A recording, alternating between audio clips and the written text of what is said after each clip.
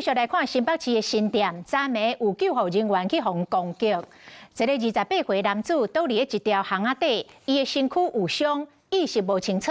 本来是答应要互人甲送病院，但是煞常常情绪失控，要共攻击，佫讲伊家己有食毒。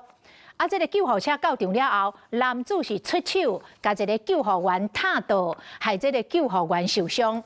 受伤的救护员有去验伤，要甲告伤害。救护车赶到新北新店的巷仔，一位穿黄衫的查甫人，家己行到车后斗，想要拍开车门，家己爬去咧救护车顶。不过等到救护人员来问伊的伤势，结果这位查甫人煞直接倒伫咧涂骹。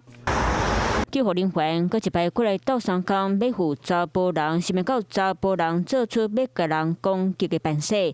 换一个角度看，26岁姓曾的救护人员叫查甫人摔倒在地，互伊的头壳、胸坎、含手、骹豆腐拢有挫伤。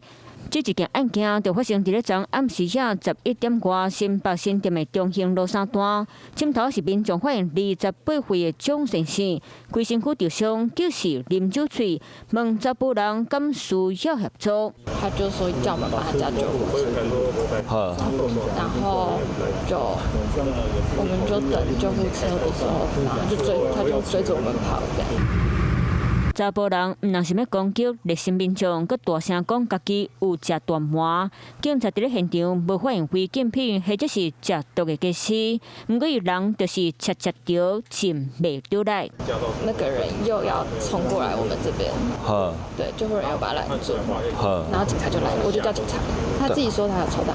查甫人将护理人员杀倒，另外一位救护人员和警察赶紧过去甲压制，嘛将伊强制送到病院。受伤细症的护理人员完成验伤，预计提出伤害告诉，后续会函送台北地检署侦办。